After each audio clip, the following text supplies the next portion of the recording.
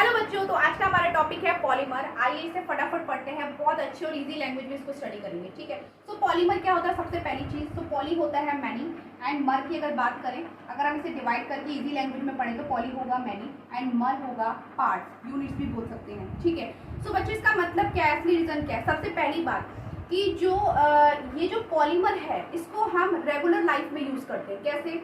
हम लोग प्लास्टिक की कोई चीज़ हो गई, प्लास्टिक की थैली हो गई और कपड़े हो गए, एक्स्ट्रा बहुत सारी चीज़ें होती हैं जो हम रेगुलर लाइफ में यूज़ करते हैं। ठीक है, आइए उसी को लेके हम लोग समझते हैं चीज़ों को। सो बच्चों क्या होता है इसमें, ये छोटे छोटे जो यूनिट्स होते हैं वो कंबाइंड होते हैं, और कंबाइंड होकर क्या बनाते हैं बच्चों? एक बड़ा मॉलिक्यूल बनाते हैं जिसको हम लोग बोलते हैं पॉलीमर। ठीक है, अगर हम ऐसे समझें तो यहाँ पे छोटे छोटे यूनिट्स दिए हुए हैं। इन छोटे छोटे सिंगल यूनिट्स को क्या बोलते हैं? इनको बोलते हैं मोनोमर बोलते हैं। ठीक है, जब ये कंबाइंड होते हैं, कंबाइंड होने के बाद एक बड़ा मॉलिक्यूल बनता है जिसे बोलते हैं हम लोग पॉलीमर। ठीक है, अगर हम बात करें कि पॉलीथीन कैसे बनता है, तो ईथेन, यहाँ पे ईथेन दिया हुआ है। ठीक है, यानी कि एन दिया हुआ है, एन का मतलब क्या हो गया? Number of unit. ठीक है, नंबर ऑफ यूनिट, तो ईथेन है। मान लीजिए बहुत सारे ईथेन जब कंबाइन होंगे तो वो क्या बनाएंगे? वो बनाएंगे पॉलीथीन। समझ रहे हैं ना आप लोग कि जब number of unit in ethane दिया हुआ है तो ईथेन यानी कि बहुत सारे ईथेन जब कंबाइंड होंगे तो वो क्या बनाएंगे? वो बनाएंगे पॉलीथीन यानी कि पॉलीमर। ठीक है, आइए नेक्स्ट चीज समझते हैं। तो बच्चों पॉलीमर की डेफिनेशन एंड मोनोमर की डेफिनेशन समझ लेते हैं। The giant complex macromolecule formed from repeating units monomer are called polymer। तो बच्चों ये कह रहा है, पहली बात जाइंट को क्या बोलते हैं? लार्ज।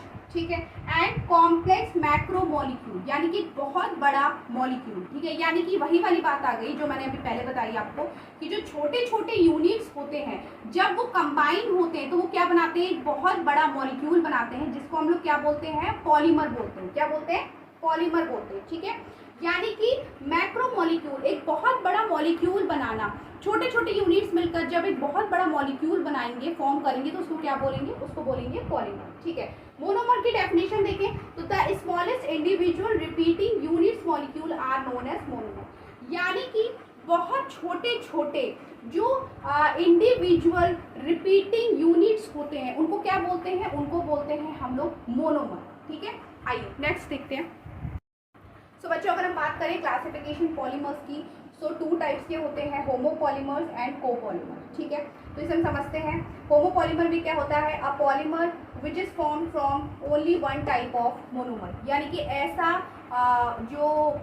ऐसा पॉलीमर जो सिर्फ एक ही टाइप के मोनोमर से बनता है उसे हम कहते हैं होमोपॉलीमर। ठीक है, फिर से रिपीट कर रही हूँ, ऐसा पॉलीमर जो एक ही टाइप के मोनोमर से बनता है उसे हम बोलते हैं होमोपॉलीमर। ठीक है, अगर हम बात करें कोपॉलीमर की, तो a polymer which is form from two और more different types of monomer. ये कह रहा है कि ऐसा पॉलीमर जो दो या दो से ज़्यादा डिफरेंट टाइप्स के मोनोमर से बनता है उसे हम लोग बोलते हैं कोपॉलीमर। ठीक है, अब इसके बाद हम नेक्स्ट देखते हैं। तो अगर हम बात करें होमोपॉलीमर की एग्जांपल की, तो यहाँ पे हमने एक एग्जांपल लिया है, इसको समझेंगे।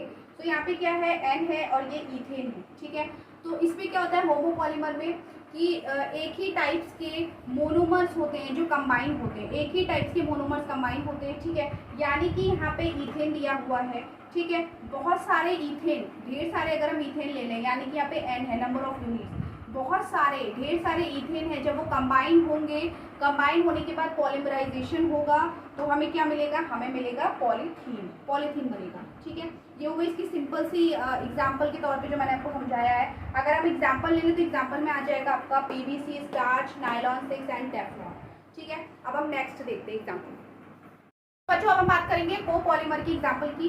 तो यहाँ पे देखिए, यहाँ पे डिफरेंट टाइप के मोनोमर्स हैं, यानी कि दो मोनोमर्स हैं, एक ये है और एक ये है मोनोमर्स। ठीक है, दोनों डिफरेंट टाइप के मोनोमर्स हैं, एक है हेक्सामिथाइलिन डाइअमाइन और एक है एडिपिक एसिड। दोनों डिफरेंट टाइप के मोनोमर्स हैं, जब ये कंबाइन होंगे तो क्या बनाएंगे? नायलॉन 6 बनाएंगे। ठीक है, ये दोनों कंबाइन होंगे, डाइमिथाइलिन डाइअमाइन एंड एडिपिक एसिड जब कंबाइन होंगे तो क्या बनाएंगे? ये बनाएंगे नायलॉन 6। ठीक है, थैंक यू।